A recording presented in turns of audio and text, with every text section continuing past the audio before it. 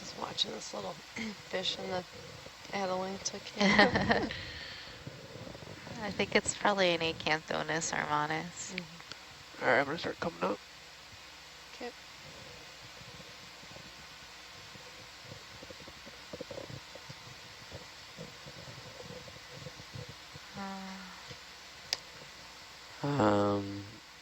There might be some loose things around Yeah, here. I think maybe let's not move too fast. We'll, I'm about 20 meters behind Atalanta. okay. Atalanta's about 5 meters off the bottom, so Okay. I gotta push forward a bit, or we gotta move No the ship worries. back. Yeah, of course.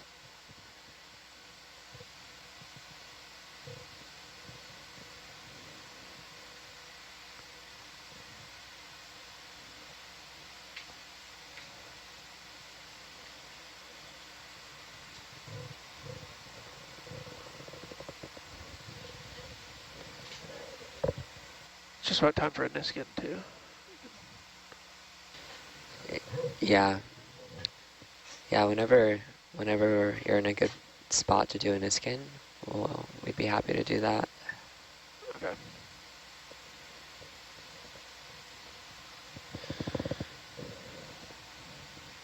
Can do one here. Perfect.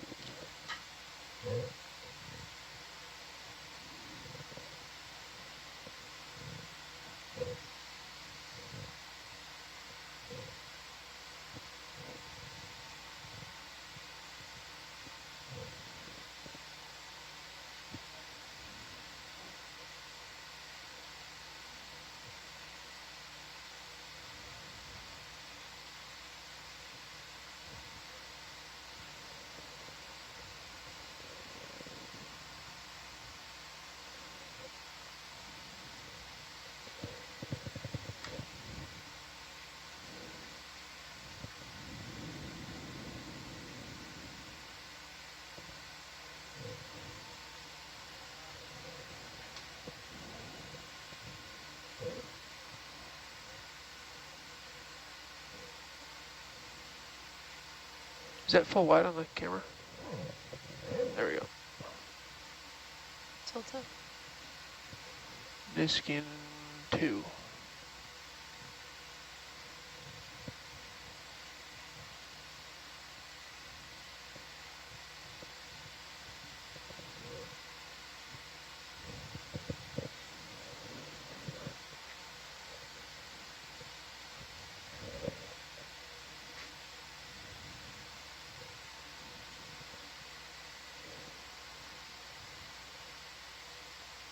All right, popped.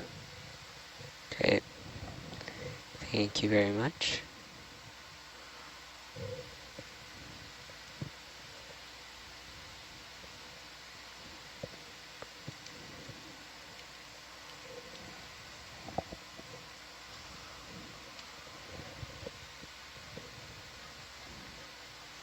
Should be 39.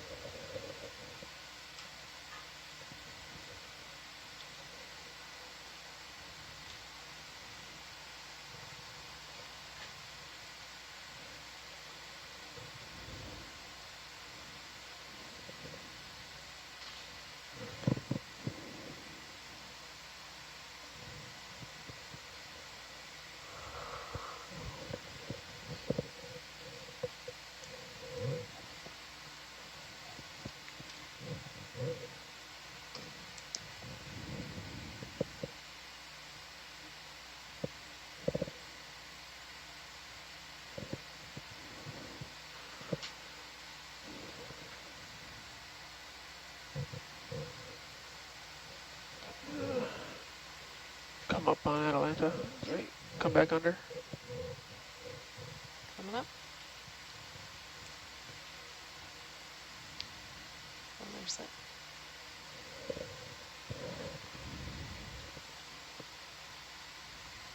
Lots of things just floating through.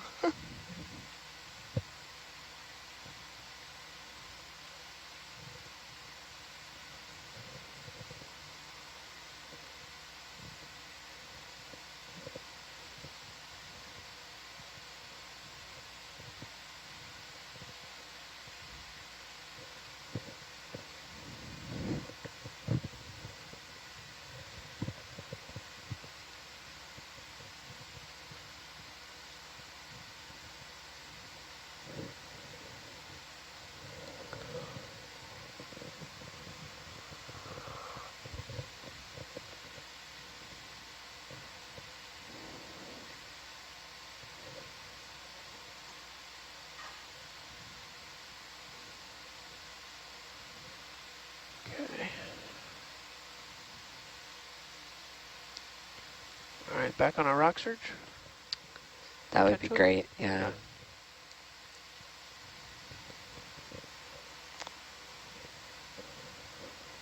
Oh, is that the cucumber we lost yesterday?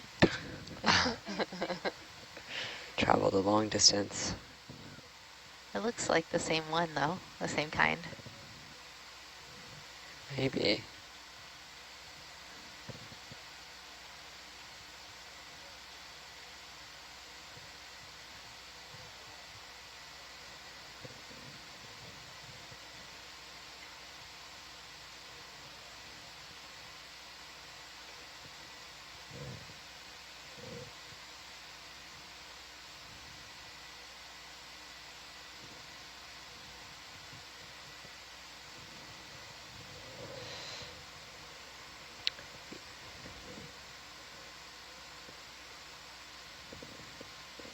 Everything looks so cemented.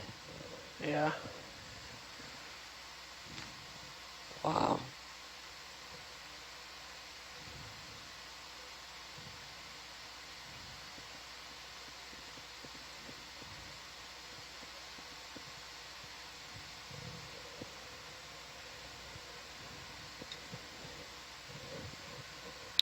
Maybe something in here? Yeah. That rock looks a little bit better.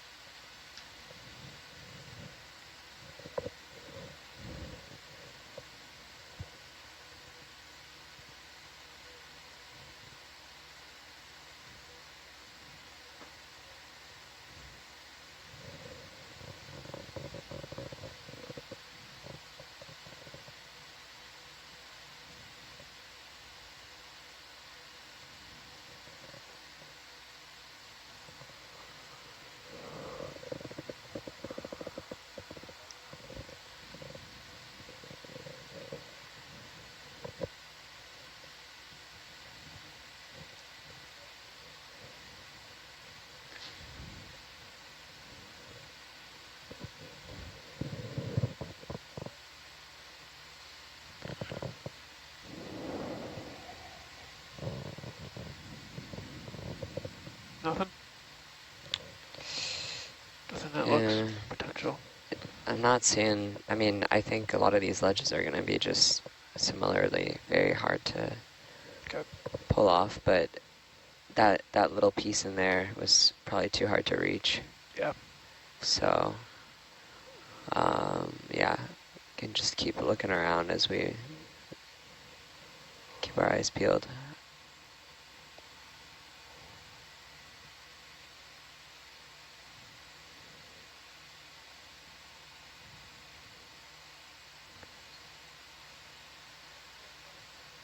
That was one of the most smoothly and thickly cemented manganese crusts we've seen.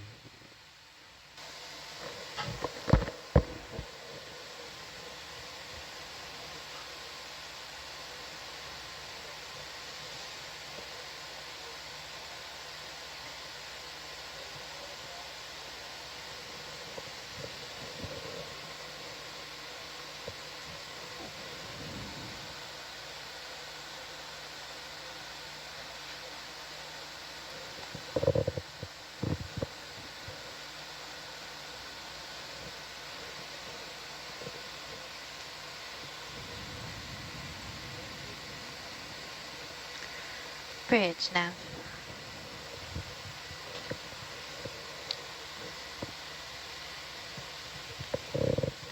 Can we make a 30-meter move to 03? Thanks. Point. Let's look at that really quick. Yeah, acanthonis. Pushing there. They have this uncanny ability to just zoom. Yep. Truly.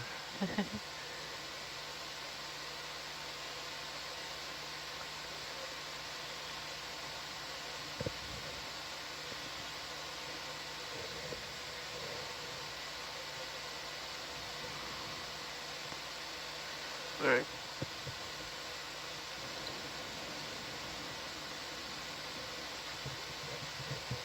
Oh, C-pen. That one's different.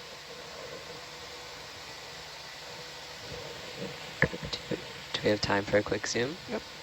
Yep.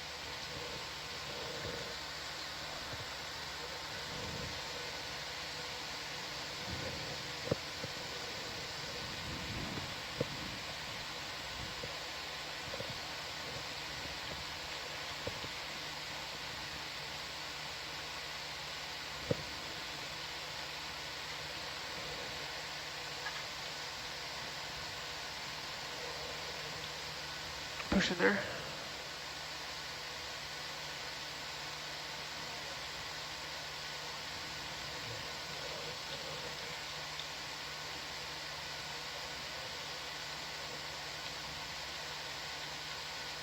This is a type of C-pen called Protoptilum.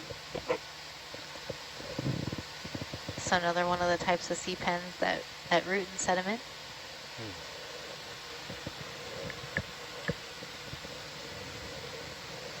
Happy there? Yep, thank Okay. you. Come on.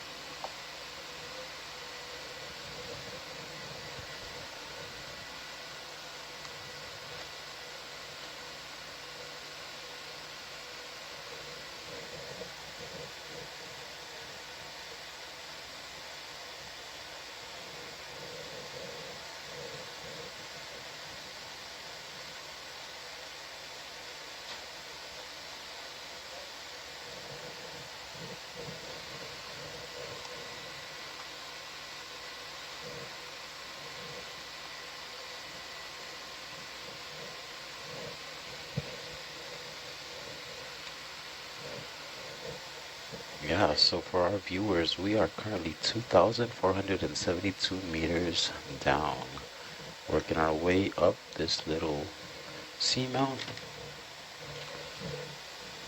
searching for different types of lives.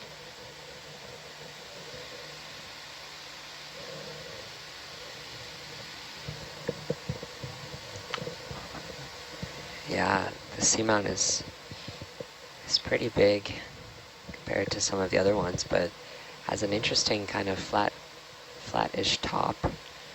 So we'll be heading up towards the top on this pretty long dive, and we're just at the beginning of it. So as we move up slope, we're seeing a whole lot of different life. We're expecting different terrain and different species.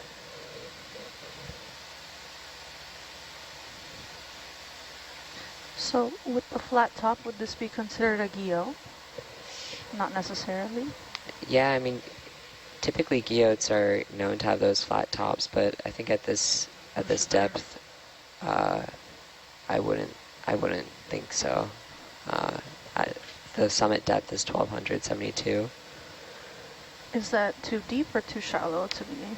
Too deep. Typically. Yeah, 300-400 meters would be more realistic, but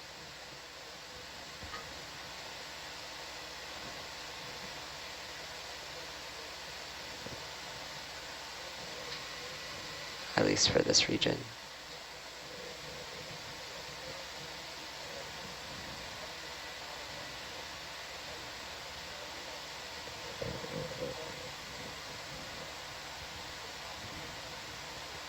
Maybe we'll see a rock around here. It looks like there's a few loose ones. Yeah, like over, Yeah, maybe lower right. Yeah. this one looks pretty big, but maybe.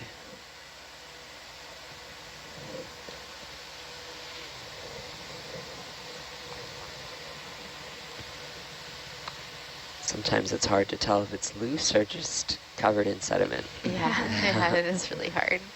It's an illusion.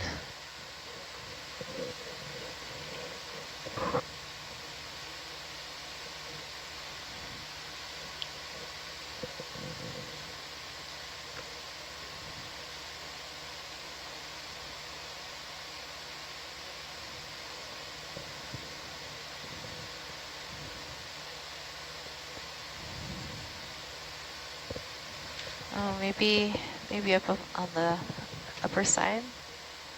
This area? Yeah, that Yeah. area looks like there might that one. That's sort of square, rectangular-ish. This one? Yeah, that one. That one looks really big. Yeah, it looks big, but it looks loose. Yeah. Maybe this one also? Yeah, we'll let Jake decide. Let's see. Once the claw gets near it, we'll see how big. It's 10 centimeters wide. Yep. Okay. Only like, Well, we are doing a pallet shipment, so Probably about 15 long. yep. So it's still in the cobble range.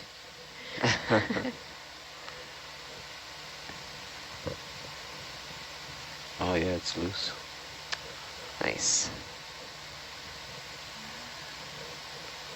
Can we also get a zoom? Oh yeah, before I. Yeah, Yeah. before you move it. All right. Happy for me to go? Happy to go in. Yep. Go on in.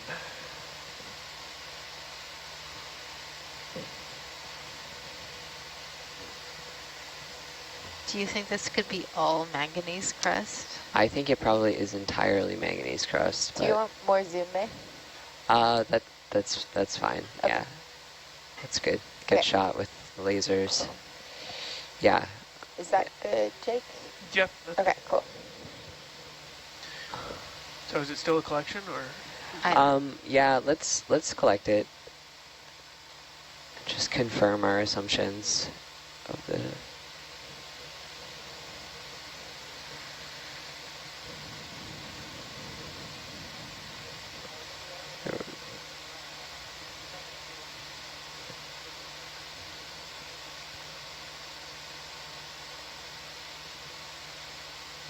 Nice. All right. So, in the front box, it's a bit floaty, right? Yeah, So, maybe one of the big ones on the server. exactly, they're both available. Yeah. The outboard Yep, ones. that front box is not coming open. And we don't want to squish our cucumbers. No. Yeah, focus. There we go.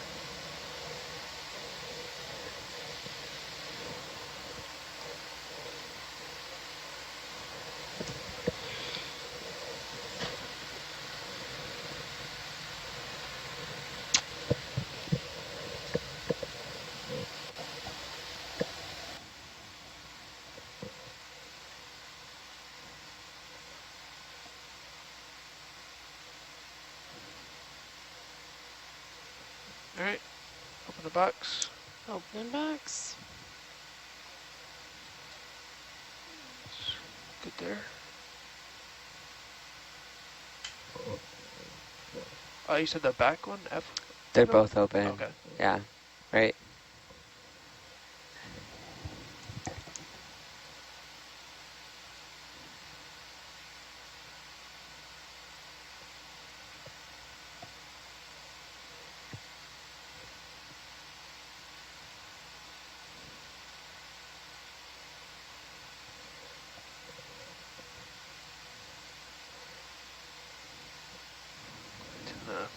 back one, F. Awesome. Nice. All right, closing.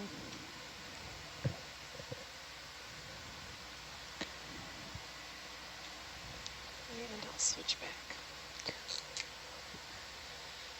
One of our rock samples from before looked like a very weathered basalt that had also a thin layer of this kind of siliclastic sedimentary semi-consolidated Thank you. material, and then the whole thing was just completely encrusted in So you run it manganese all the way oxide. out? So Yeah, All the way up. Thank very you. unusual. Only one way to find out is to open it up. But I think that is probably an entirely manganese oxide crust, just looking at the rest of this area.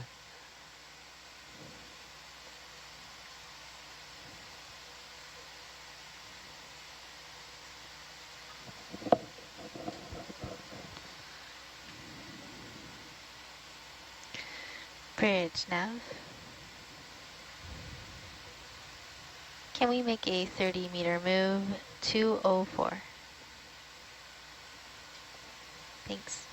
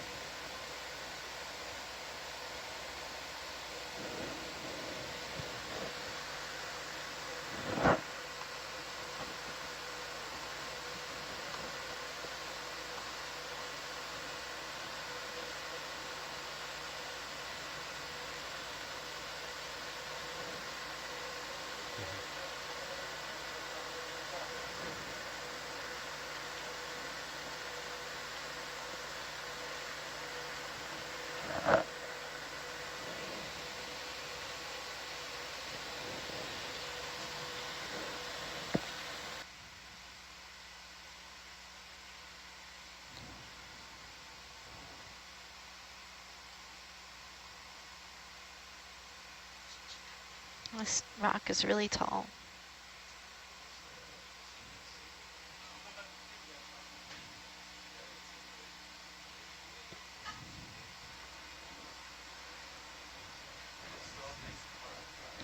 Is this a calophyte? No, it's not a calophytus. Oh, up top? Yeah. Oh, sorry. It says Zacocalix. Zacocalix. Yeah, so this sponge is a glass sponge in the family Euplectellidae. The way to tell the Euplectellidae and the Rosellidae apart when they have the stalks like this is the Euplectellids have this osculum, this hole on top. What was the hole called? Osculum. Osculum. Whereas the Rosellids do not have that hole. Push in there. That's also the way that the stalk attaches to the top of the sponge. The Euplectellids attach right at the bottom, whereas the caulophacus have that sort of curve to it, and it attaches to the other surface of the sponge. Oh, and there's a little benthic ctenophore on this sponge. Oh. Do we have any more zoom? Nice. It has its feeding tentacles retracted at the moment. You can see the ends of them.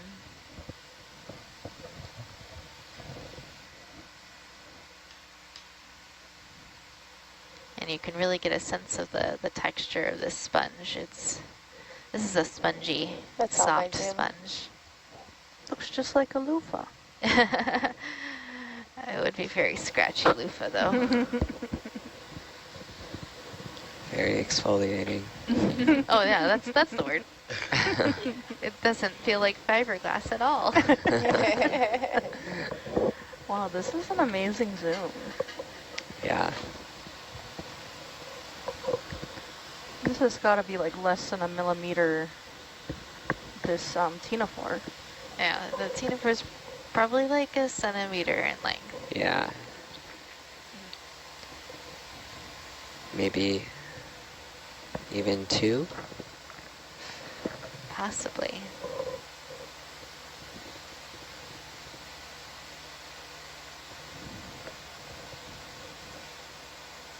That was very cool. Okay. Come on. Very cinematic. Yep.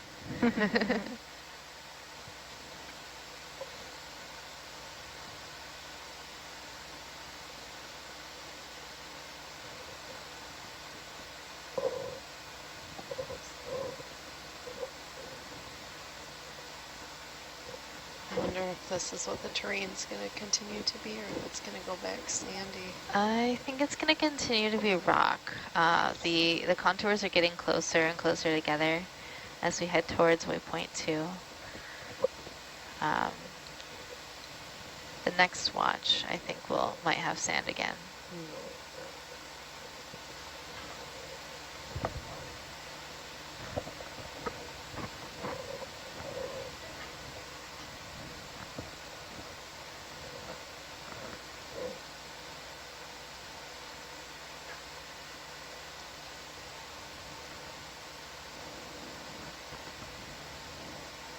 Oh, there's a lot of stuff on that rock, top of that rock. Yeah, let's take a look at Crowded that. up there. So it's the perfect perch. A little table. Manganese oxide table. So we've got some Chrysogorgia corals, some Bathypathes black corals, and Staropathes black corals, as well as a dead Bathypathes skeleton that's been covered in hydrozoans. Did you see what was underneath the ledge? Oh, the other side? there was Anthomastus Yeah. underneath the ledge. Oh, and there's a Heteropathes. So we have 3 different black corals on this rock. Wow. And 3 or 4 individual Chrysogorgia. Is that pretty normal to find them in all different types in one place? Yeah, we do often find this kind of diversity in different places. This is definitely the place to be, this rock. It's sort of solitary up in the water column. It tells us something about where the currents are flowing. So it's the 2 key elements, somewhere to Latch on and latch on and the current. food to eat.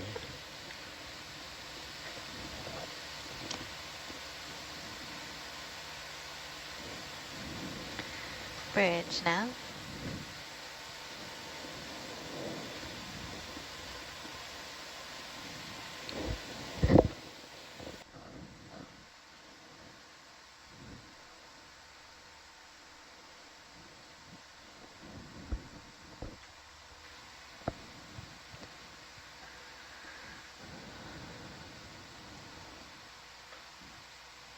What's that sponge doing? It has the spicules supporting itself in the sediment again. Yeah, this one looks a little different.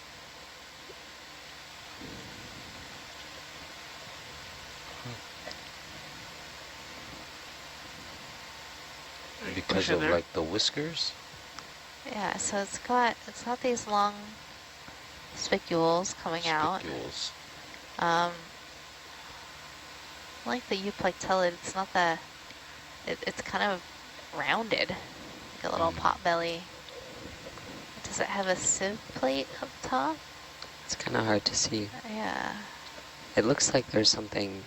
Yeah, there's like a really fine sieve plate. Oh, it's moving. Oh, yeah.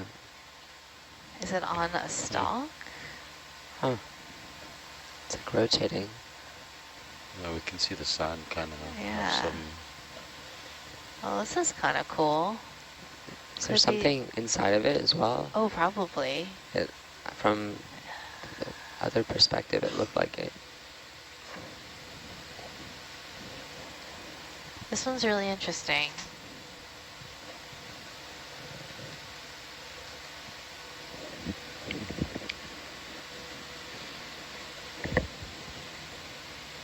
So this looks like a euplectellid, but they usually don't root in sediment.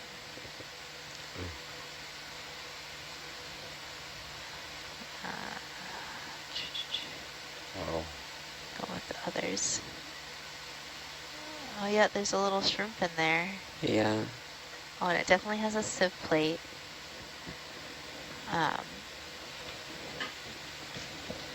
It kind of reminds me of a regadrella, but regadrellas are only ever seen on hard substrate, and this one is definitely rooting in the sediment. It might be worthy of a collection if we're interested. Yeah. How can we look at zoom out just a little bit to see the laser? I just want to see the size of this. It's pretty big. It blends in really well. There's a little bit of a rock there. Maybe it's found some like. Is it on a small rock? Yeah. Can we zoom in at the base? I don't know if that's just like one tiny piece or if there's I don't know if it's a rock. It looks like a leaf. a leaf. It looks really thin. Yeah. Oh. What are these? I'm not quite sure. They could be leeches. huh. That's all the zoom I have. I don't know. Yeah, there's a Yeah, I bunch of can't them. tell. There's also probably a brittle star, yeah? Yeah.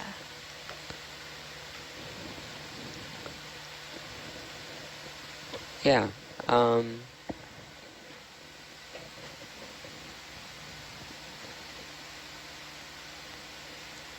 there's just a very Yeah. large fish next Big to us. fish next to us. Here it comes. Oh wow. Oh yeah, we can zoom out and look at this fish. Come on. While we The make our sponge isn't going anywhere. Yeah. Here. What are you? This is the big fish watch. Push in there.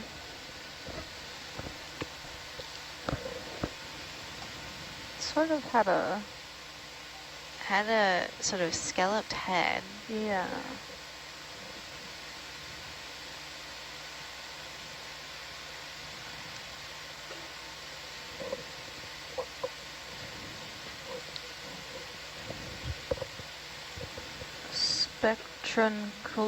Spectrunculus? Spectrunculus?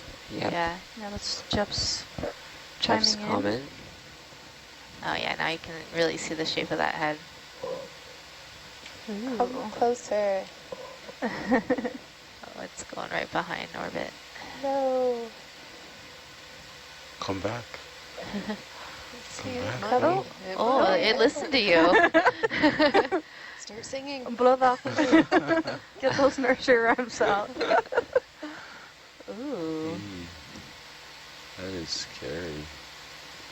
Can we turn the lasers off for a moment? Oh no. Out of my view. That's as much left as I got. No. Very neat. That's cool. I think Jake and I both saw the tail next to the Niskins. And it was like, oh, something's coming up. It's coming. It's beautiful. Just chilling. Oh, it's kind of hanging out.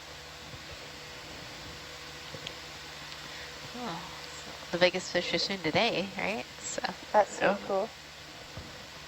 Come back. Are we planning on collecting this sponge? Or? Yeah, I think we can collect it, since if we can't tell that it's really attached to a hard substrate, then it sounds like a pretty unique collection. We also haven't seen it in this area, so this could be a new identification.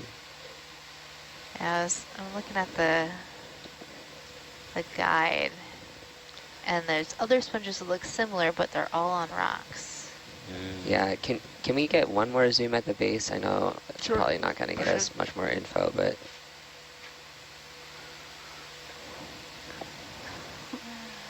the only thing I'm thinking is just off to the right, we can see the botryoidal texture poking out of the sediment. So I kind of think it's probably attached to a hard substrate just below. Do you see that? The Yeah. lower cam, it kind of looks like maybe part of a rock jutting out. Yeah. Could be. So I'm hesitant to.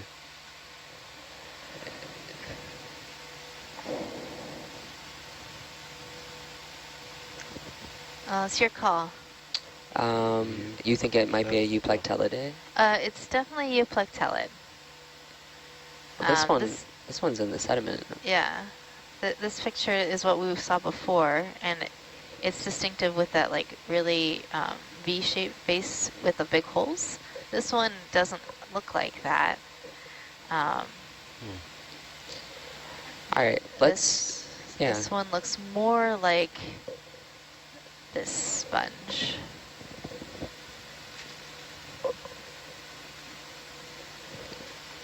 You a driller. And even still, it looks quite a bit different. Yeah. Let's go for it. Okay. Yeah. Okay. I'm coming out.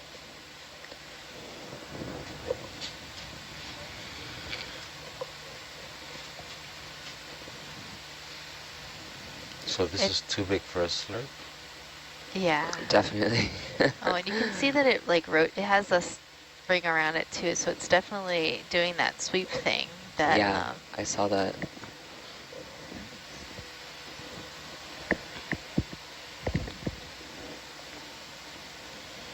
You pushing a bit there? Yep. Good? Or more? That's okay. Well, and then this would also be a collection of that shrimp inside, I can definitely which I don't think we've got any of those yet. Yeah. I can give you more zoom if you need it, Jake.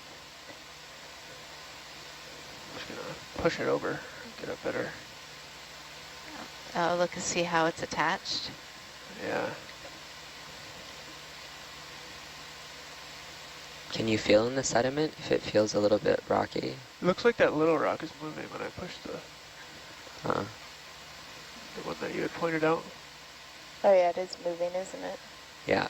Where's that? It's just a little bit of debris. Yeah. Hey, can you put the tip in the sediment, the claws in the sediment to just see how like drag squishy it. it is? Exactly. Yeah. Does it go in pretty deep? Starting to move the vehicle a bit, I think. Yeah.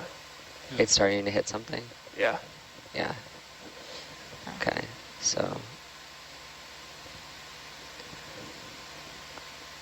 All right. So. Yeah, probably this would go in the larger starboard box.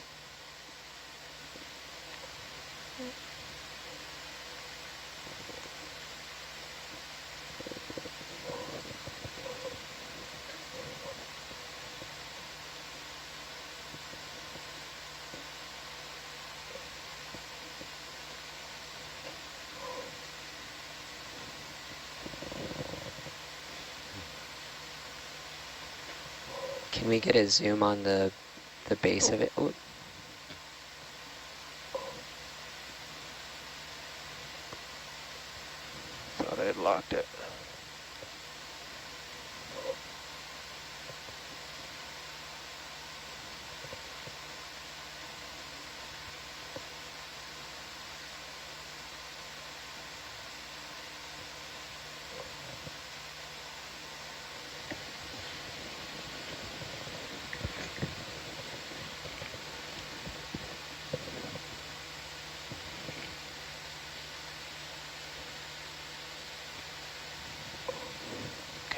locked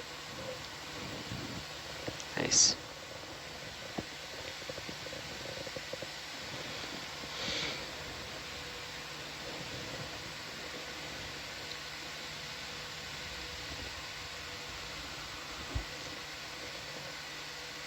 Oh, there.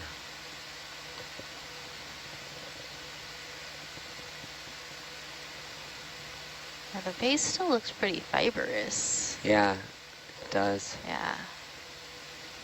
It's a little bit dusty, but huh. Huh. Very interesting. Once we get it secured, let's look at where it was positioned in the sediment and see if we can see. Okay. A rock? Yeah, see see how deep that is. Come on. Yep.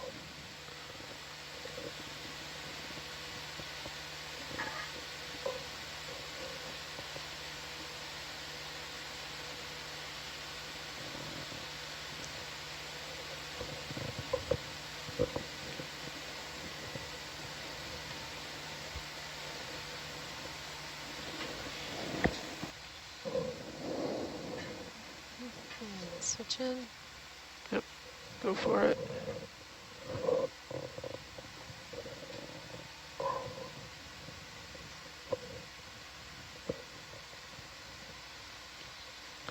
All right, you can bump out the box.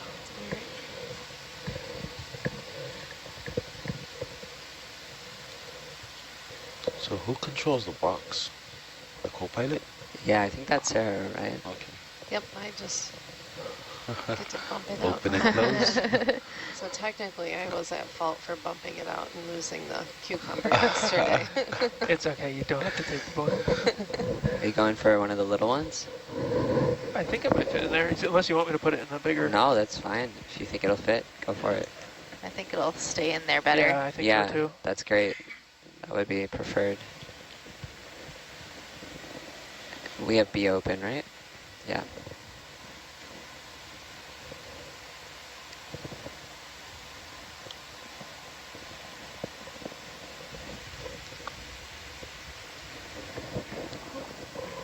You're getting to experience the swishy. But yeah. To observe its squishy characteristics. Okay.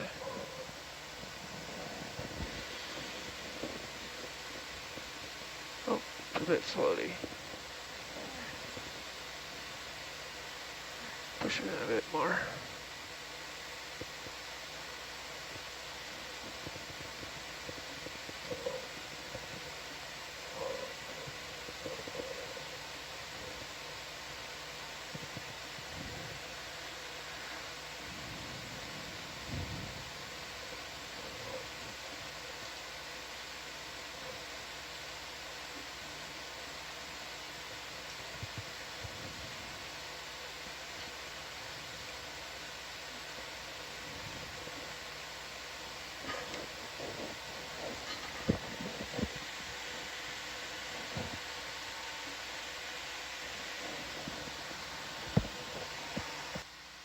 Okay, that should probably close. But All right. Great. second. Yeah, all right, close it. All right. Here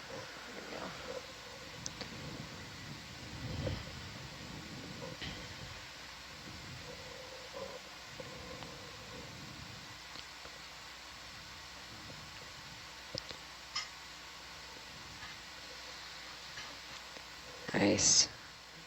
Wonderful. Thank you for the collection. That was great. Just a quick zoom on that spot. Yep, can not push in there.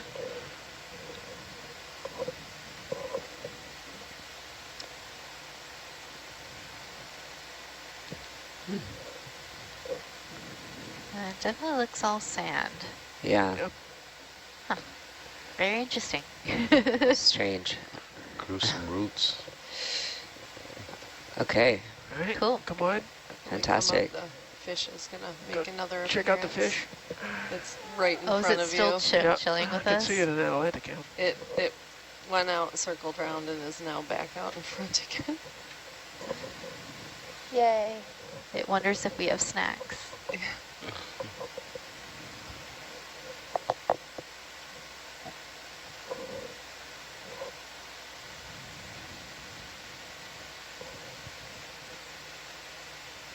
See his shadow. Ah, there he is.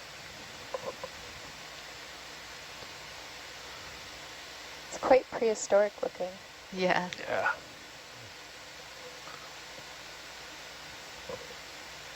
Are the lasers off? Lasers are off. Oh.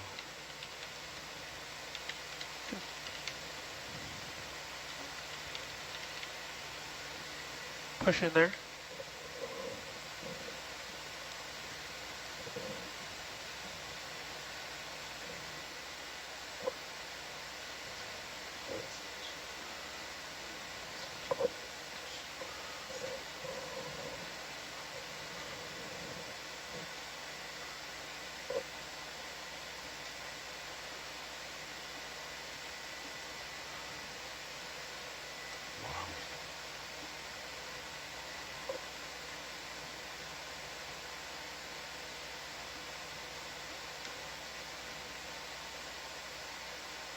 That is a nice fish.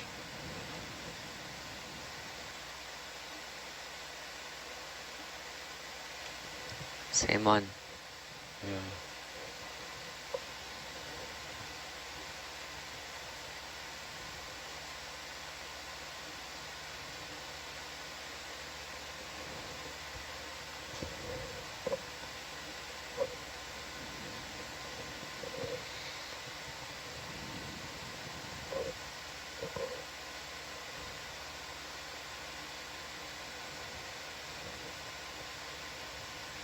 Okay.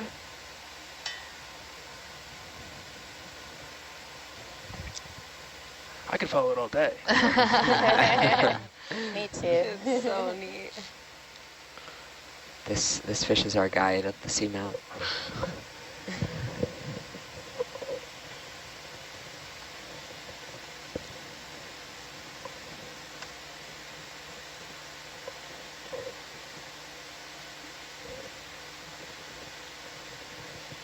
All right.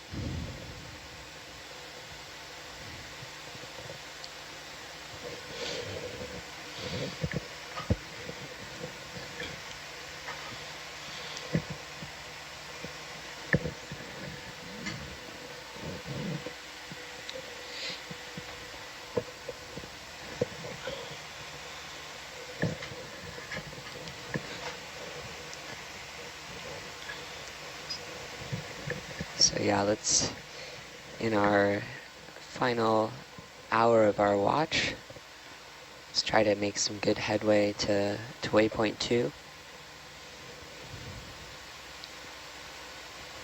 Oh man, final hour. That went way fast. Yeah.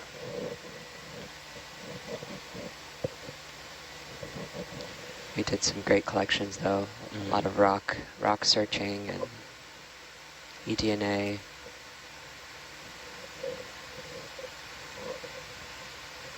I've seen some pretty neat fish as well this watch. Definitely. Yep. A lot of great video. A lot of shrimp.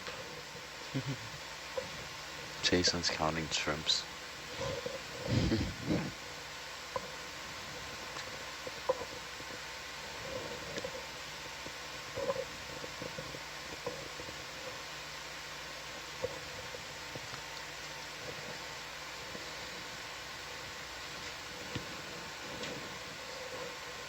Sure. Yeah.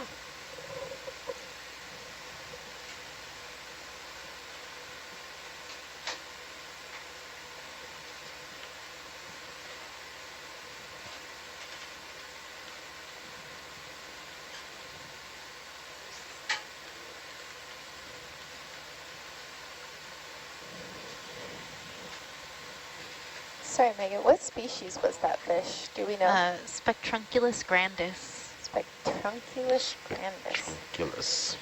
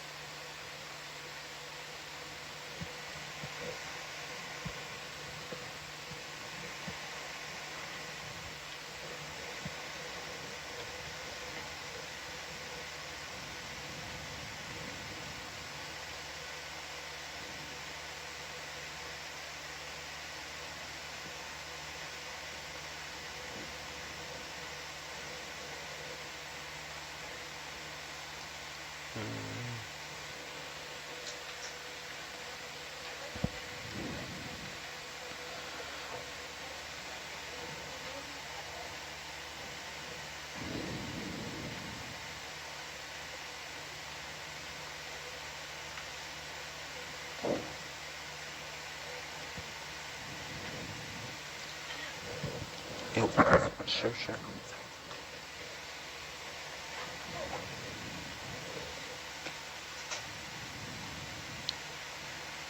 Ooh. There's another one of those translucent Yeah. another holographic. Holographic holothurian.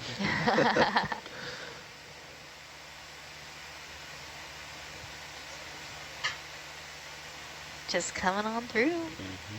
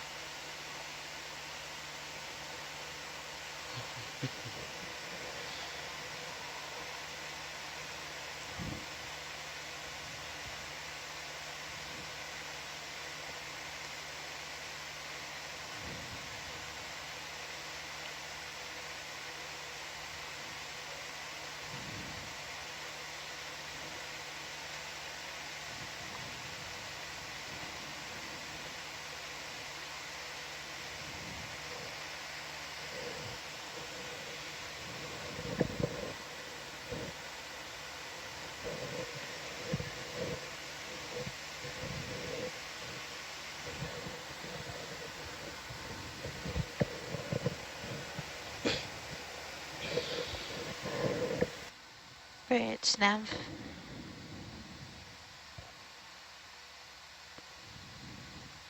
Can we make another 30-meter move to 04? Thank you. 204. Because even numbers.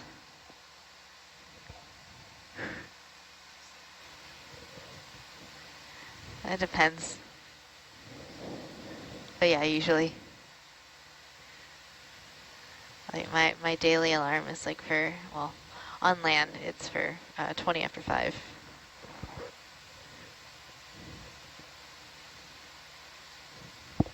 Yeah, no, I don't. I'm the 523 would be I'm the the worst same way, time. Sarah.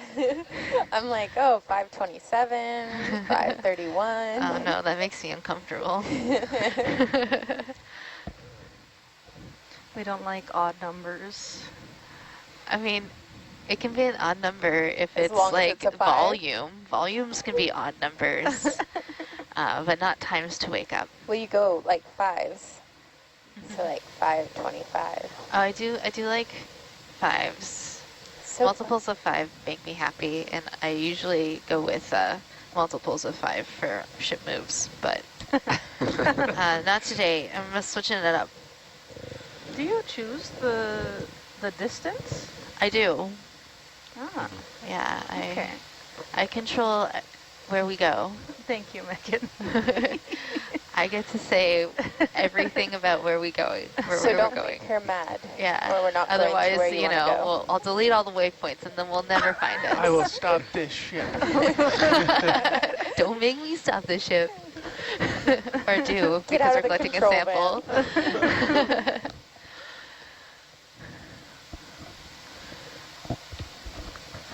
And then, is Flavio captain? Yeah, Flavia's on the bridge Yeah. making the ship move. So I had the screen up here that shows where the ship is and where the ship is going, and he will enter in the move that I tell him. So And how do you know when it's time to move? Is it the distance between us and the ship? So I can see when we get close to the end of our ship move, and I'm monitoring the ship's position in relation to Atalanta's position to Herc.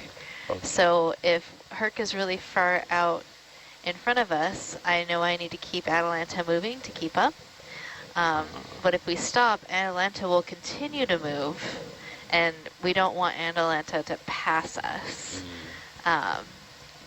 It's ideal that she stay behind Herc. Makes sense. Yeah. So it's my responsibility to keep everybody in line, and if it all gets discombobulated, it's my fault. Discombobulated. What is this little fish right here? This is another one of those like little Basazitas. We were able to make a collection of one Yeah. of these. We're not quite gonna come sure back out. of the species. It could be a new species. We can keep moving. Jeff is happy. We've got some nice collections and good video of these Basazitas. Yeah. But yeah, thanks, Megan. You're keeping us going and also telling us everything that we see. So doing double duty for sure. With the scientific names. Yeah. I really like telling everybody about the animals. It makes me happy. That's what happens when you watch 2 streams at once. Yeah. And annotate. Can't get enough. So we can see like the floor has this sort of texture. Is that from, you see how it's kind of like lined? That's from current? Kind Yeah. of clumpy. Yeah, it's kind of looks, Yeah. well, With the its other light side had more spots like and light, dark yeah. spots. Yeah. Well, we're on quite a slope here. Oh, So, yeah, the sediment is kind of moving a bit and accumulating, and different organic matter is piling up.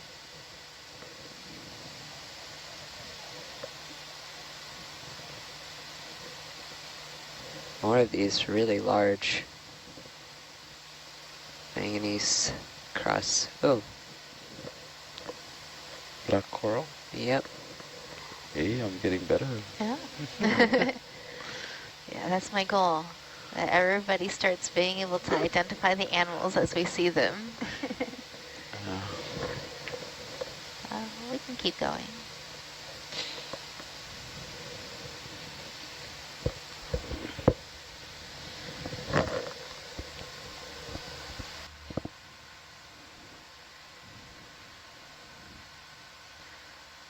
Yeah, so we do a little bit of annotation as well, but it's on shallow water species. And unfortunately, the video quality is not as great as this. So if you can imagine, you'll sometimes be, often I would look at the way it swims or the shape, because it's really just sometimes a blob. So it can be difficult to ID the shallow water fish. But I can imagine even for deep sea. What are you using for video? We use CGIS. Okay. Yeah, we use, I don't know why I'm completely blanking on the name of the program right now. But I will get back to you with that. Cool. Yeah, we use diver-operated video along a transect, and then we analyze it afterwards. Is it event measures? Yes. Event measure, yes.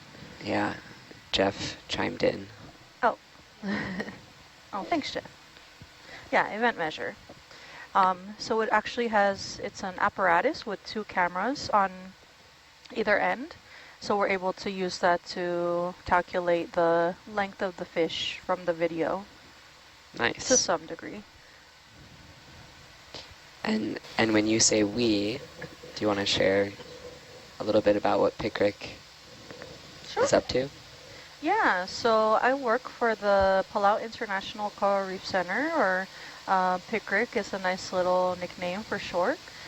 We are a scientific institution based in the Republic of Palau, and our main objective is to do research primarily on marine environments and ecology for the purpose of natural resource management by Palau. And also we do a lot of outreach as well and education to students to sort of at the same time inspire the next generation to understand what are the resources we have in our waters. So it really goes nicely with what we're doing right now, and hopefully there's some people tuning into the live stream. But of course we have so many interactions that they've done with Palauan students as well. So shout out to Blodak and all of the science fellows. Yes. He is up at all hours of the day and night talking to kids here in Palau and elsewhere in the world. Yeah, well, I was talking to some students from LA last night, Little Maryland, And it's, you know, the high school students are hard to talk to, but the elementary students, oh man, they're so great. They got so many questions and they want to see the coolest things. So it's been a real pleasure just being able to talk to them. Why do you say the high school students are difficult? They seem uninterested. Seem uninterested. They're trying to get out of the class. The teacher's yelling at them Oh. to sit down. It was okay. Yeah. It's a tough age. Yeah. I'm sure they are interested. Some were. So as soon as the bell rang, you could see most of the students just run away. But there was like 2 or 3 that stayed back. So. What do you think about that, Taya? I just said ouch. We're not all bad. So Taya, Taya is a high school student. She's doing great. She seems very engaged. She better be, right? Or we're missing some data. I did an interaction with a high school group in Ireland, and they were pretty well engaged and had some great questions. At Nice. Ireland? Yeah. Ah. Oh, I that's think cool. I was doing a public school. I know. I went to public school. You know, maybe that we just caught them in a bad mood, you Bad know? time, yeah. Happens. Right before lunch. They were ready for lunch. That'll do it. Oh, Bit- yeah. Yeah, a bit tired.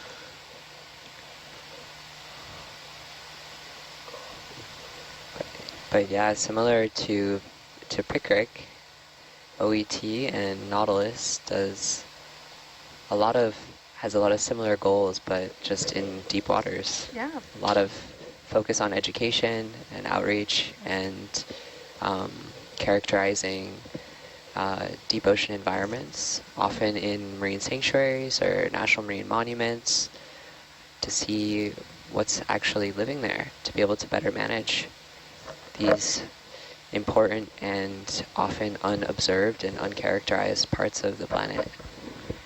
Yeah, and I think it's like you said, it's a really great partnership because we have completely similar goals and ways that we do it. And I really like OET's model of doing this live stream and having interactions with students to get them excited about it, because I think half the battle is getting people to care about the environment and protecting it, because when we do the research and we see that a lot of the change that happens is human-induced, so just sort of trying to find a way to make a difference in that, and that starts with like our kids, education, getting people interested, inspired. Definitely. Yeah. And it definitely helps actually getting a chance to have a tangible way of connecting with a space. So Do you say to Zoom? being surrounded by water and having that connection, being by the coast, definitely helps. And I think in these deep waters, it can seem maybe far removed, but they're all connected right to those shallow zones. So making those connections is a big part of this partnership as well. Yeah. Is this another? It's another holotherian. Yeah. The sea cucumber is in the family Synallactidae. Synallactidae. Synallactidae. Synalac. Yeah. Today. We'll work on the spelling. Yeah. It's SYNALLACTIDAE. Did you Well do done. that off the Can top you use of it your in a head? sentence? Yeah. The Synallactidae is nice and pink today. Okay, real question. Megan, did you ever do spelling bee competitions? Oh, I'm terrible at spelling bee. Oh, I got out in first round because I was like, I don't know, all the words, letters are jumbled. Isn't there an ocean knowledge quiz too that you can kids can do in Oh. high school? I don't know. Pretty sure my little sisters competed in it. Oh yeah, Oh, it's a called competition. the Ocean Bowl. Oh yeah, that's it. I used to be a judge actually Really? for the That's cool. National Ocean Bowl. Yeah, That's amazing. it was really fun. I did it once or twice I feel when I like was. you would be really good at that. You and Yeah. Megan would both be really good at that. They're very, very driven, enthusiastic, marine science, enthusiasts, I'll say, not nerds. And they form groups, and different high schools in an area will compete, and it'll be about various ocean science-related knowledge, and there's their time to answer specific questions about all sorts of different things related to ocean science, Wow. from biology to biological, chemical, physical, geological aspects of ocean sciences. Yeah, I hope this is giving Elsie some ideas with the ocean bowl and the student engagement. Oh, we definitely could probably, I mean, sounds like a perfect thing to host at Pickrick, or even to encourage, I don't know if students from outside the United Competition. States can compete, but Yeah, that would be really Start cool. small, smart. Well, one thing between our two, we have, so Brian, Brian is chiming into our science chat. He's one of our lead scientists, one of our co-lead scientists on this expedition. He says, "Woot woot, Ocean Bowl." And that Are you reading? he was the ultimate high school nerd, and skipped prom to go to the Ocean Bowl Nationals. I love that. That's fantastic. Yeah. It was probably more enjoyable. Exactly. Look at, he's thriving on Nautilus now. it is. That's funny. Yeah, I didn't know about Ocean Bowl until I was Not in high ineligible. school. Yeah, Oh. but going to it, I was really impressed. I mean, these young kids knew so much. It was very, very fun to see. What do they Yeah, win? look it up. If they win? Bragging rights, I'm Bragging sure. rights? I'm not sure if there's like a specific prize, like some scholarship or something, or if it's just a trophy for the national one. Scholarship sounds good. Yeah, the one that I was judging was more regional in the Northeast, but That's so cool. That is cool. I've never heard of that. And now I will look it up and yeah, definitely. see how we can get our Maybe kids. Taya will get interested. Taya's eligible. She's gonna Could skip prom. start an Ocean Bowl. Skip. With all due respect, I'm not skipping prom.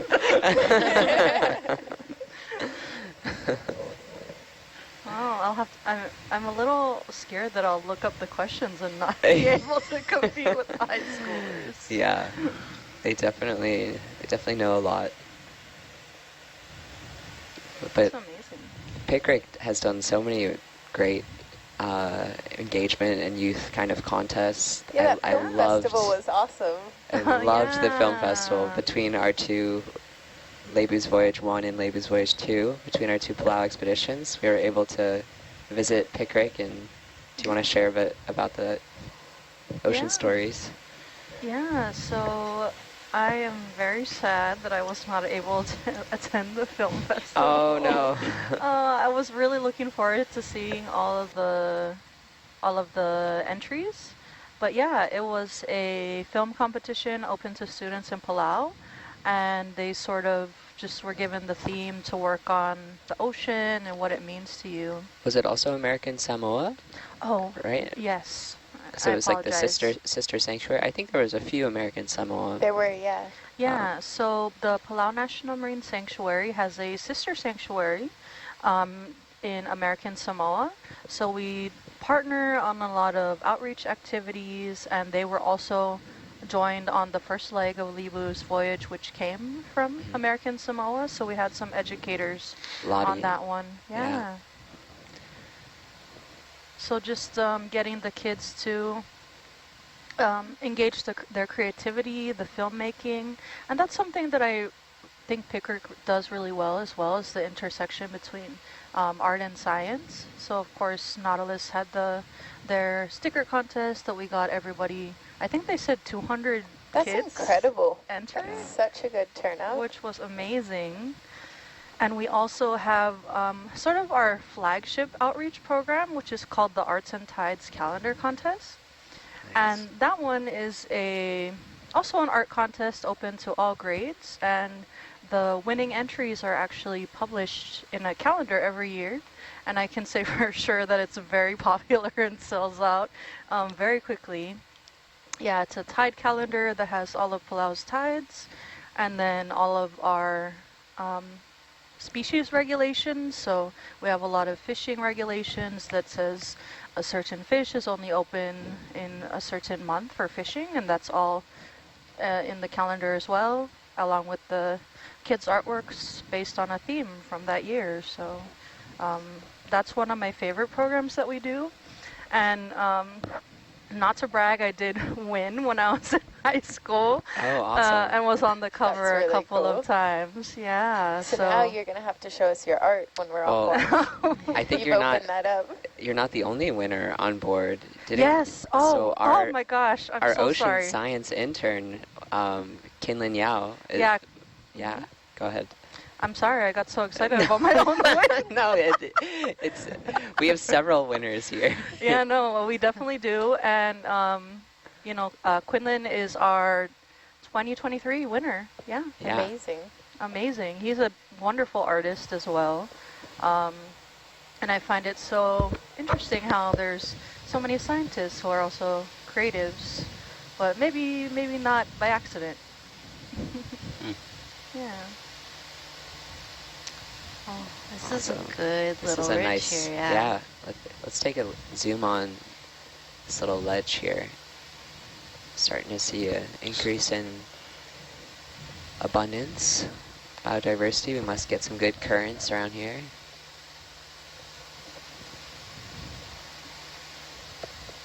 So are those sponges dangling? Yeah, the white, that's all sponge.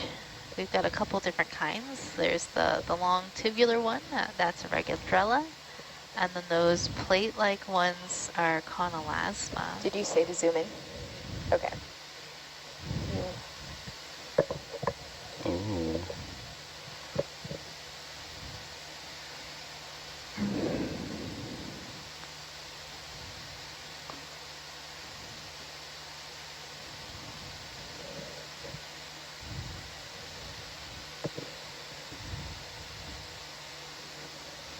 We got a number of bamboo corals, some primnoid corals, as well as Chrysogorgia. Some associates I'm seeing are, there's a little squat lobster on the Chrysogorgia, and brittle stars on some of the sponges and corals. Wow, this must have some really good current Yeah, there's a lot here. going under. There's It's hanging upside down, like. yeah. Sometimes the current kind of whirls up around and Oh. forms like little micro eddy. I'm not sure if that's the exact technical term, but it could kind of flow underneath this rock and could be a really nice spot.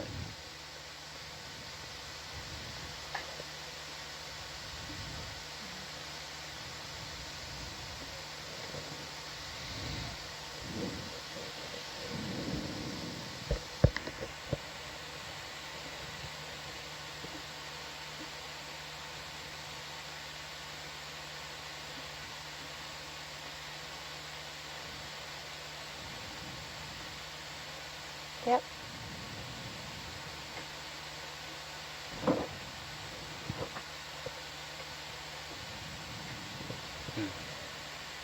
There's a lot of different kinds of black coral.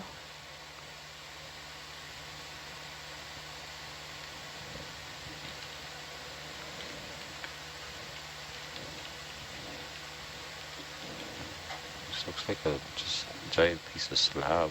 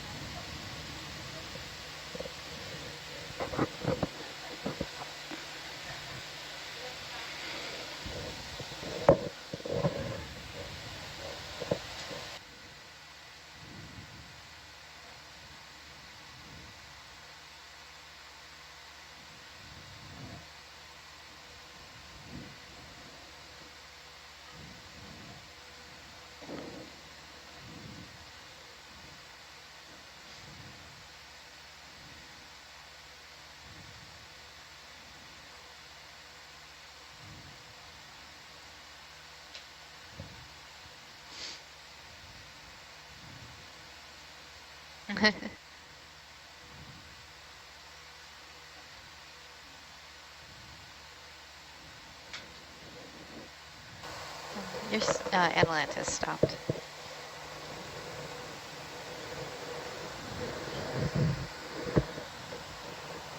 Is that a saccocalix? How do you? Yeah, you got it. Saccocalix. Yeah.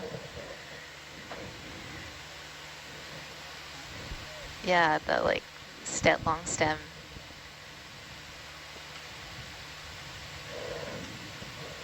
So that's the oculum? Oculum? Osculum. Yeah.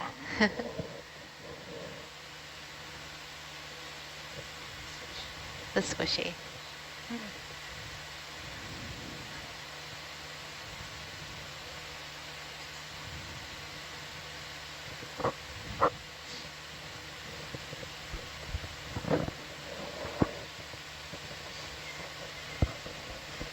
And what's the yellow?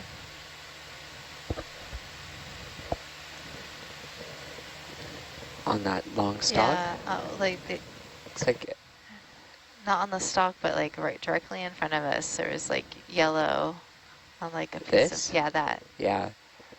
Those, Didn't know if it was zoanthids. I was thinking zoanthids or on a dead stalk.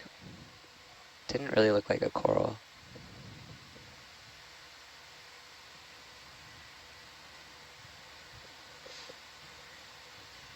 Oh, there's two different kinds of zoanthids.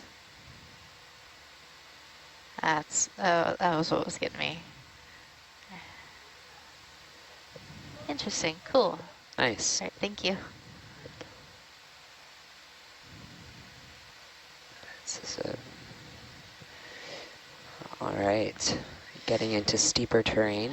Can I give you a DVL reset?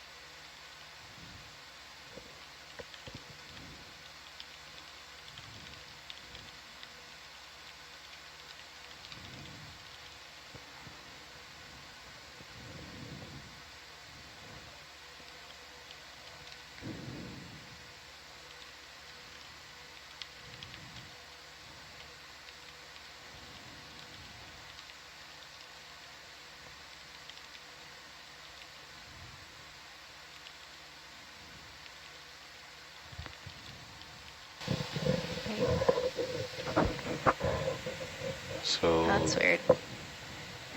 what's weird? Oh, we're moving, but our symbol is not. Mm.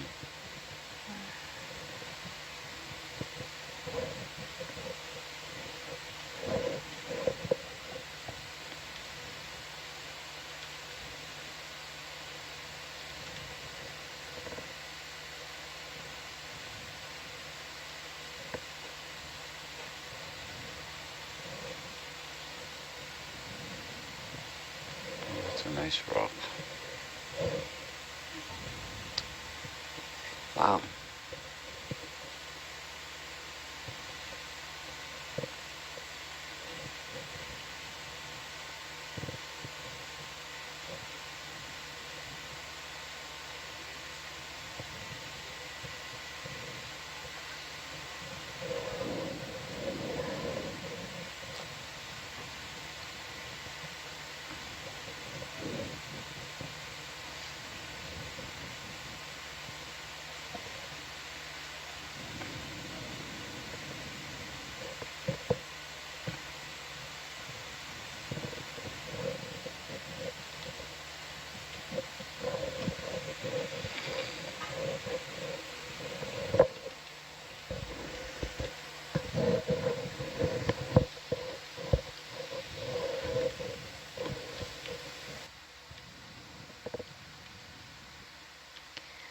you like that little Paleopodites. It's so round. Yeah, I was gonna say, what is that?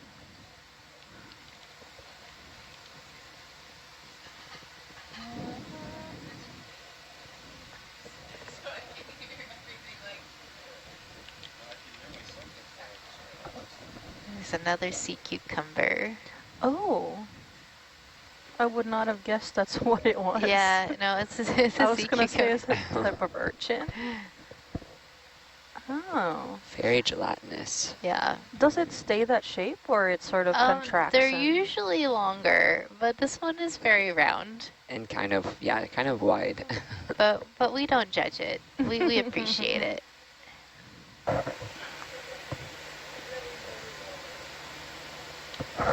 But they can definitely change their body shape if they want.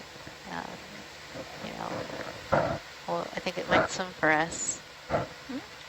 But these ones tend to be a little shorter. And It sounds like someone in a lounge or something is on their mic. oh, yeah. No, these ones are definitely really squishy. Oh, it's turning around. Gelatinous. We see it's,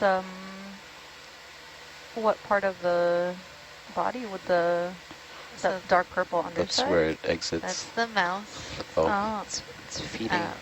And then the other side is, you know, as you would expect. Okay. And so usually they'll release some ballast before they take off. Huh. do they have a sort of, not a swim bladder Oh, that's so or cool. Oh no. an oil? The ballast is Substances. the sediment that it might have eaten. Aha, okay. Is that our thrust that just kind of blew him away? Yeah, so just a little thruster wash. Oh, the underside looks cool too.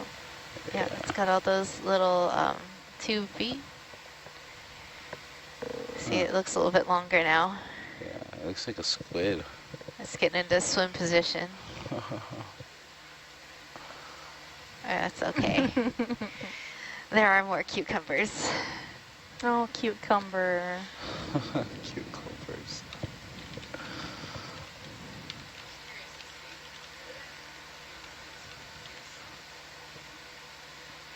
Yeah.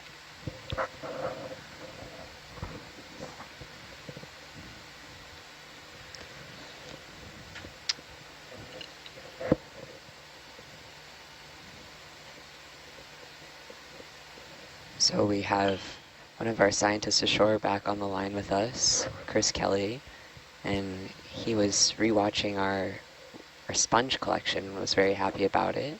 Oh, good. I'm glad. So that's I good had news. Chris in mind when we picked that up. Yeah. He was saying that if it's a euplectellinae, they are sediment sponges, so it being attached to the sediment would make sense. Cool. And there's 3 subfamilies of them. So there's the Bolosomanae, the Corbitellinae, and the... Euplectellinae. Yeah, exactly. Yeah. Yeah, so... But they're pretty rarely seen, so that's why he was excited about that collection. So that's great.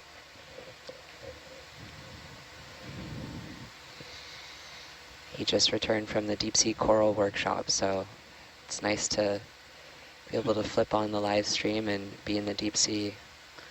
Yeah. Thank you for tuning in.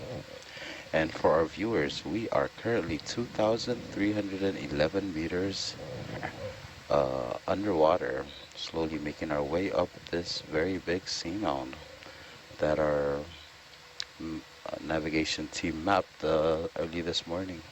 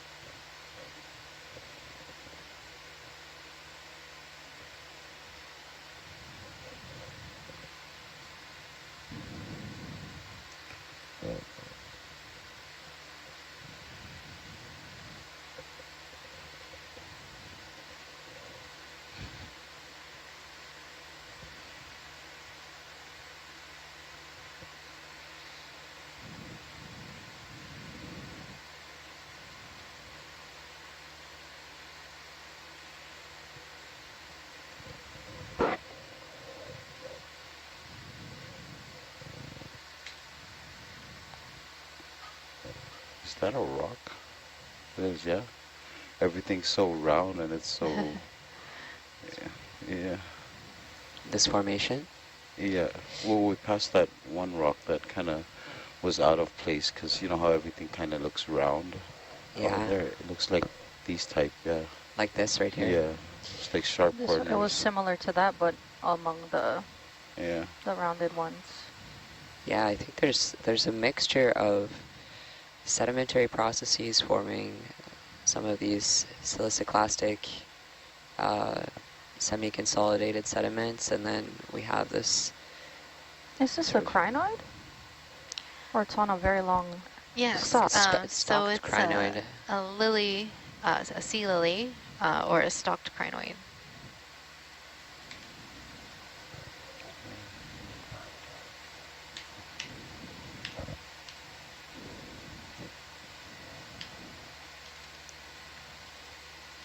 Huh. Looks like it has eyes, or is that an associate?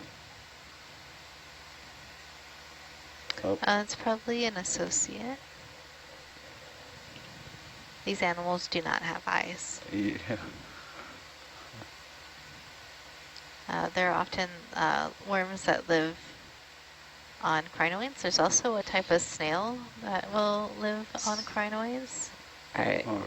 I think we're good. We got some good shots. Keep moving along.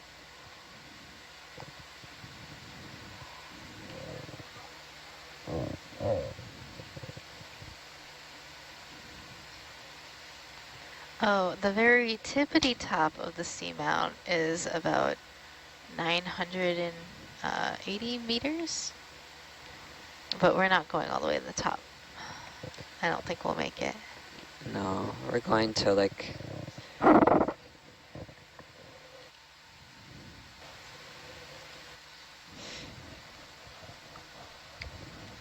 We'll be further up, that's for sure. I would guess around maybe 1,500, maybe 1,400, Yeah, let's see. something like that.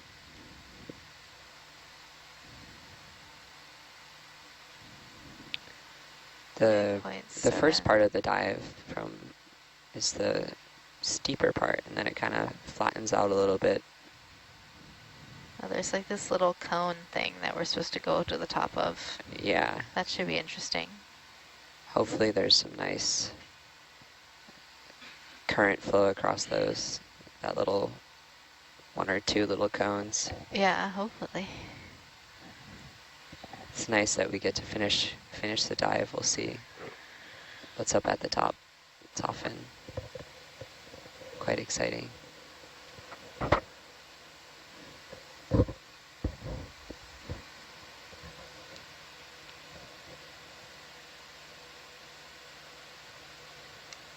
Okay, that's the camera setting, right? What's that? No, I was looking at this bottom and it was all red. I was like, what are those? Oh, But yeah. they were setting it up.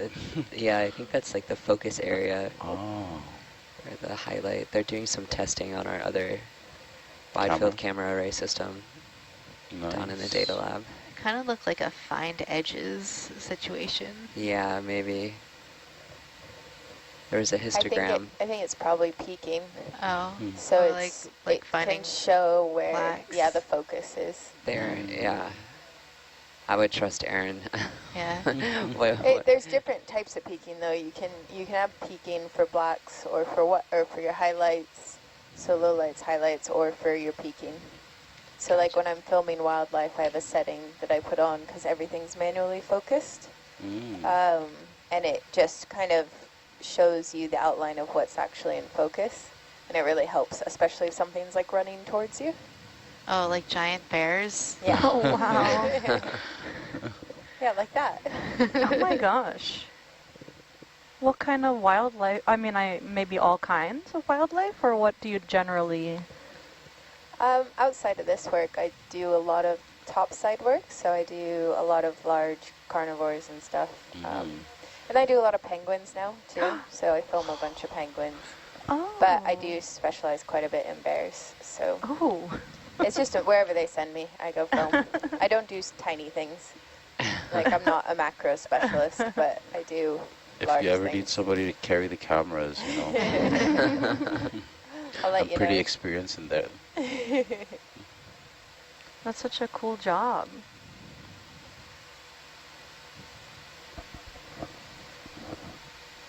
It's a really cool job, yeah. It's a sponge. But like, if you look at the histogram they have up right now, you Mhm. see how it's all pushed to the left? That means that it's clipping at the blacks. So if it was all pushed to the right, it would be clipping at the highlights. I So that, see. and if you clip at the highlights, that means you're going to lose information and data. If you clip at the lowlights or the blacks, then you're not going to lose that information. Wow. Not as badly. Mhm. You can kind of recover that, whereas you can't recover blown out highlights usually. Basically, that would be just like overexposed if it was. Yeah. So blowing out your highlights Exactly. is overexposed. Yeah. Yep. Cool.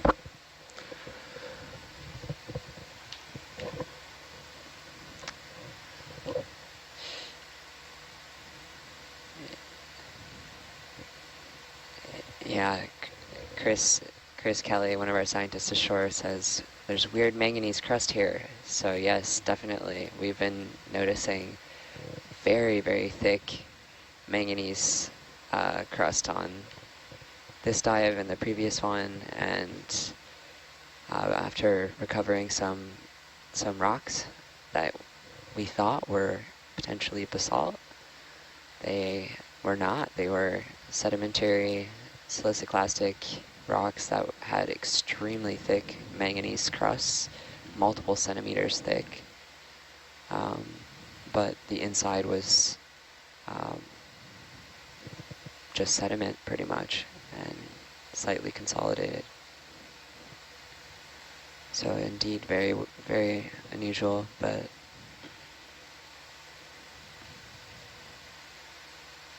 just speaks to how old these seamounts are and also how little we know about the Formation. the geologic setting and age of some of these. So it's part of our goal to characterize these depths. It's not only biological characterizations, but also getting some good rock specimens to understand what the substrate and the habitat for these biological organisms are, but also ideally being able to date some of these seamounts, these old volcanoes, and just generally learn about the geologic context. So anything we see is new to us, new to science, new to humans. So we're able to learn quite a lot from the video and the specimens we collect and samples.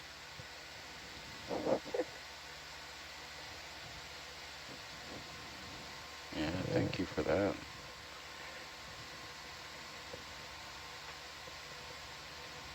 Jason says Chris Kelly is a legend. So he's shouting out one of our scientists. That's awesome. That's one of our Nautilus Live viewers. Yeah. May, you studied geology, didn't you? What's that? You studied geology, didn't you? I did. I studied volcanology and high temperature geochemistry. That's super interesting. But yeah, like active or relatively recently active. So I'm used to working more with glassy basalts and not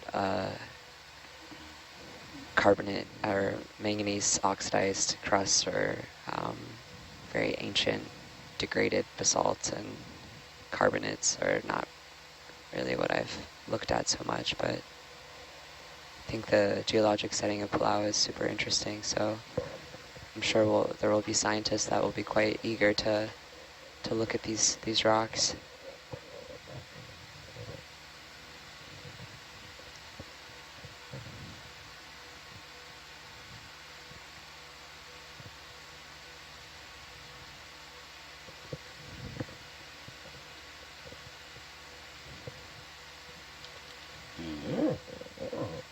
Where do we have people tuning in from now? Let's see it.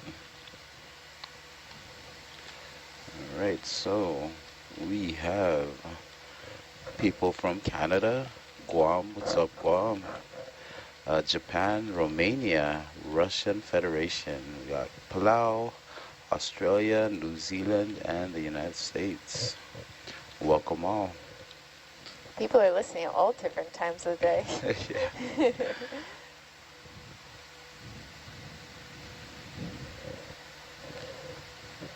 We are currently 2,308 meters underwater, slowly making our way to the top of this one of these seamounts.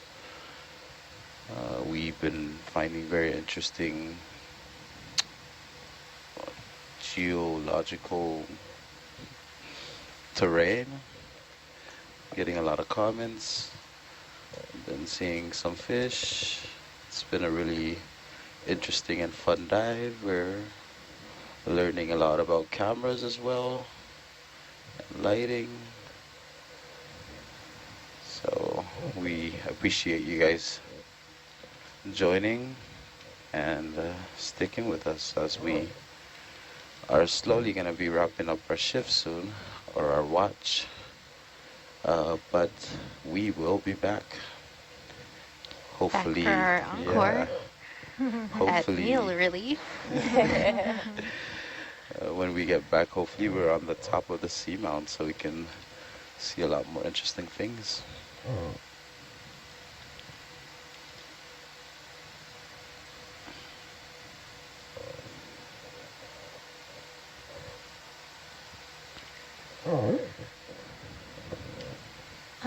What's this one right over here in the sediment?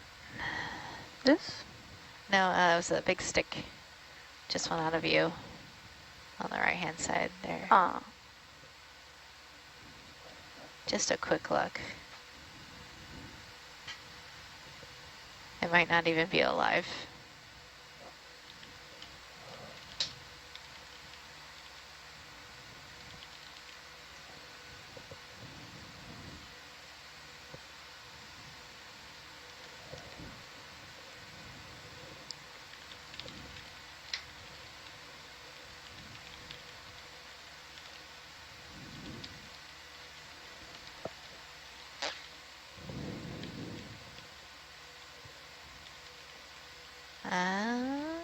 It's a sea pen. I think it's Protoptilum. Are those polyps? All the polyps are closed. Yeah. What does that usually mean? Oh, well, it can mean a lot of things. It could mean that something disturbed it and it closed its polyps, or it's just not actively feeding at this moment. Sleeping. Yeah, you know, polyps have to rest too. But it also could be a Balticina. Actually, now that I see the polyps closer, I think it's Balticina. We can focus. All right. Yeah, thank you.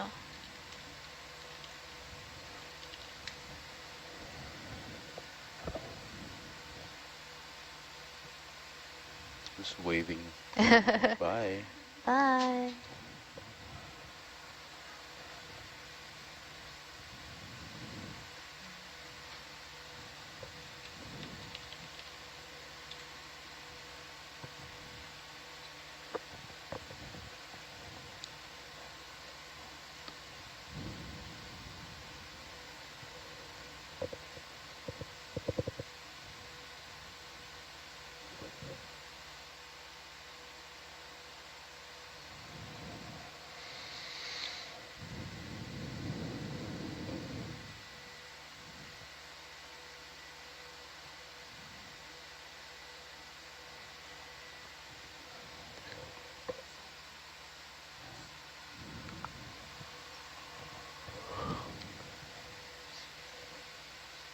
The batfish. Ooh. Yeah. Oh yeah, that was cool. It's a hard call. I did a little poll online about That was cool. between the batfish, the really beautiful Yes. glass Sea cucumber. sponge.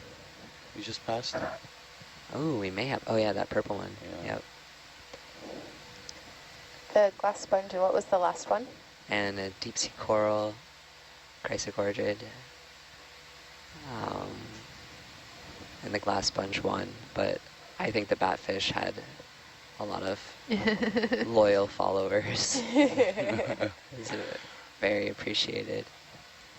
It was a good one.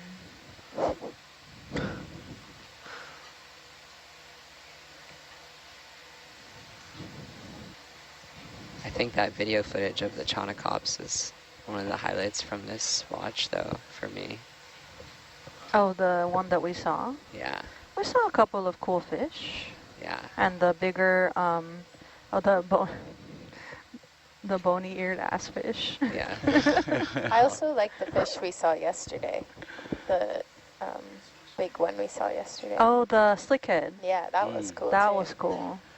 All right, so to our viewers, if you can look at channel 3, our new watch is here, which is going to relieve us for quite a bit.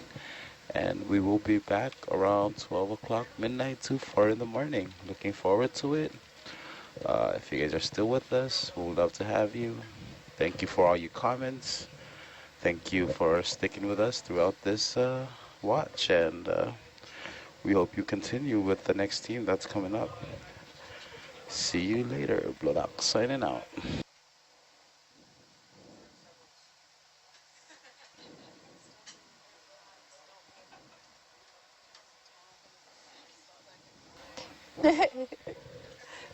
Thanks, everyone.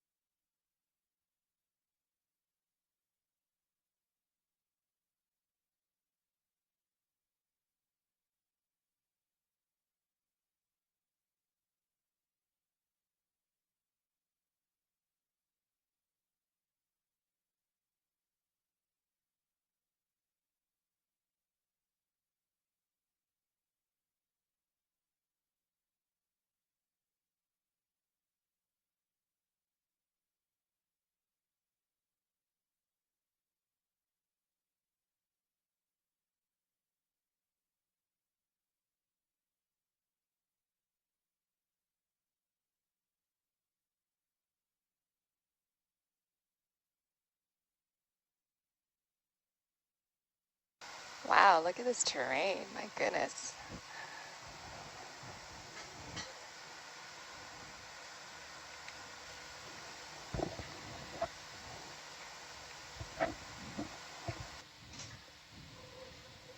Good afternoon from Palau. It's 4 p.m. This is the 4 to 8 shift. We are on a 20-hour dive today.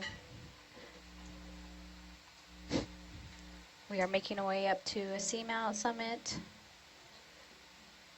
about 40 west of Babadub Island.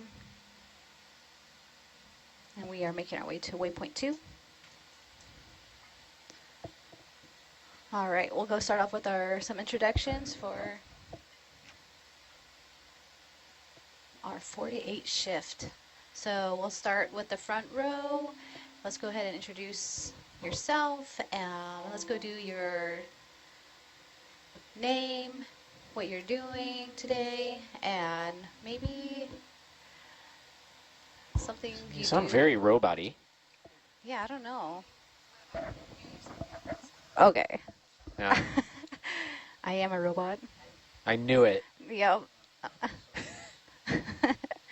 Okay. Sometimes the microphone gets turned around, so the talky part's facing away. And Yeah. All right. So going back to introductions, let's do your name, your job, and let's go do your current music genre.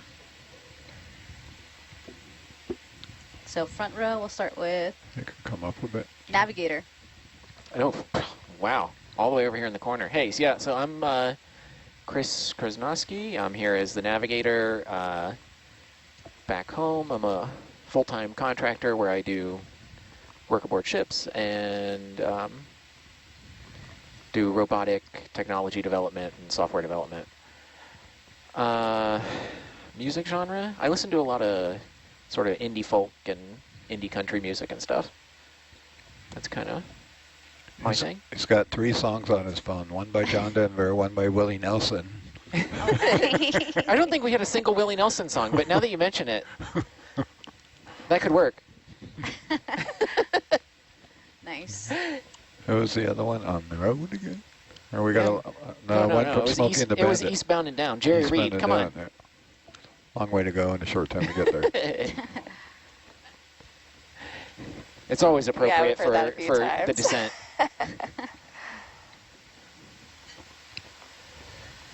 All right, you ready to move this thing, Dan? Nope, we're going up, up, up. You still going up? All right, Yeah, I know moving. Still going up. All right. We're moving all right. Jaden and I have been busy while you've been over there. So Dan, Whistle whenever you're Dixie. ready, you can introduce yourself. Hi, my name's Dan. I'm sitting in the Herc chair, climbing the wall here. My genre depends highly on my mood. So what's your mood today? I don't know, probably either breaking rock, breaking hard rock. My Apple playlists are those two, breaking alternative. Depends on how busy the squirrels are in my brain, so to keep them busy, I have to distract them with. All right, thank you for sharing that. How are you, Jaden? All right, my name is Jaden. I'm the ROV Atalanta co-pilot for the 4 to 8 watch. My favorite genre, probably pop rock, some indie.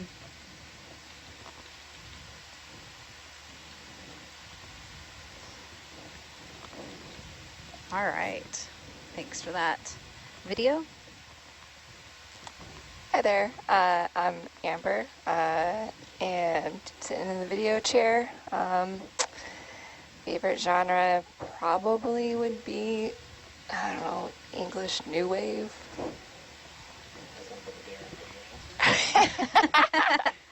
Busted. What can I say? I love me some Depeche Mode. No punk rockers yet? I know. All right. What about data? Hello everyone, my name is Kinlin. I'm the data logger for the 48 Watch off-ship. I am an undergraduate student at Palau Community College. My genre of music right now is anything that sounds good, but mainly pop. Oh, nice. All right. Go for it, Harold. Hi everyone, I'm Harold. I'm a grad student at the University of Hawaii at Manoa, studying deep sea ecology, and I'm in science chair 4 to 8. And I do love my post-punk and my new wave as well. I like some Depeche Mode also, but I think mostly as of late it's been dance music. What's post-punk? It is punk but more dark and brooding, I guess. Yes, that's an apt description. Yeah. Agreed. I'll share my playlist. Perfect, yeah. Let's talk after. Good afternoon, everyone. I'm Brian Kennedy. I'm the Chief Scientist at the Ocean Discovery League and the Watch Lead. And my music tastes are pretty much anything but country. All right. Thank you, Brian. And I'm Kim at City. I'm sitting in SciComm today. Genre that's getting me through this expedition would be indie. So those are 4 to 8 watch team, everybody. Hope you guys enjoy this shift. All right, now we got to play the pink coral game.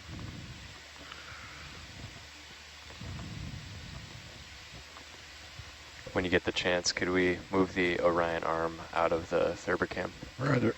Thank you. You want me to do Give me, oh yeah, come down, come way down. Okay. Like 20 meters down. Okay. Well, yeah, you got 40 into you. What are you doing way up there? I thought you told me to come up. I did with me, Huh. but yeah, So keep the delta low. you know, I've changed my mind with the current. For the moment, Jaden, there's no one size fits all. It's dynamic. So at the moment, I'm stretched out, and so if you come down, I'll be able to put a toe out here, and I'll get a close up on this guy. Meanwhile, Amber, you can push in a bit.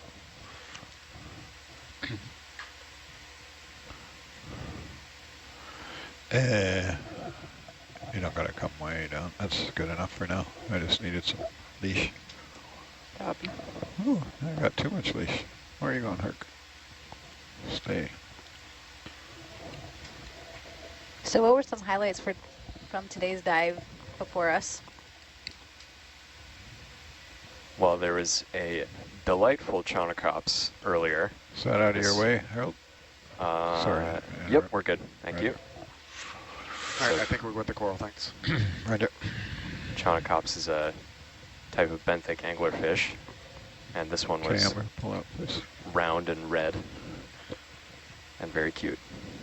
And it swam right up to the camera. Oh. Check out this hole. That hole is interesting. We saw one earlier during introductions for a collapse. So this looks like it's all small lava tubes, pillow basalts that are hollow, like they formed, and then the lava drained out of them and they're hollow. And so we'll see a lot of these cracked open and everything. It's really cool geology. It's one of Harold's caves. Hopefully we'll find one big enough to get Hercules into. Yeah, one day. We gotta get a tiny companion for him. Right, yeah. Like, isn't that how Or they maybe did like some an of the arm early... with a light and a camera. Yeah, exactly. Like a some of probe. the early exploration of the Titanic that Bob Ballard led the way on. They had a little ROV that was deployed from the submersible. Jason Jr. Jason Jr. That they indeed. could send inside the shipwreck itself. I think we need an even small one to explore some of these lava tubes. Sorry, I was playing with the light there. Seeing All how good. It's all good. There's a couple AUVs, I don't think they're really deep sea rated, or hybrid systems that are designed for cave mapping. I've never heard of one this pressure tolerant. You can step us 10 meters closer, Chris. Roger. Or something like that. Bridge now, 10 meters, 205. For something like the AUV, would that be tethered or So AUVs are generally untethered. not tethered? Yeah. But there are a new class of vehicles that are being called hybrid ROVs that are light tether, and so they just have like basically a single fiber optic cable trailing off behind them. So they have all their own batteries. They're capable of autonomous operation, but you can get video and give them commands through the fiber optic cable. And if it breaks, it kicks into autonomous mode and either completes its mission or comes home, depending on whatever programming you gave it Tilt before up you a threw it bit in the with your water. camera, please. Copy. Like Nui. Were Yep. you out here when we had Nui? I was not. Oh, yeah, sorry. I don't think I was. Yeah, we had Nui 1,000 meters under Nautilus on a bare fiber. That's cool. That's really cool. Nautilus was like, you know, almost 2 kilometers away horizontally. You can push in there a bit for me, please. Copy. So NUI is the Nearid under ice vehicle, right? Yeah. Yeah. Yeah.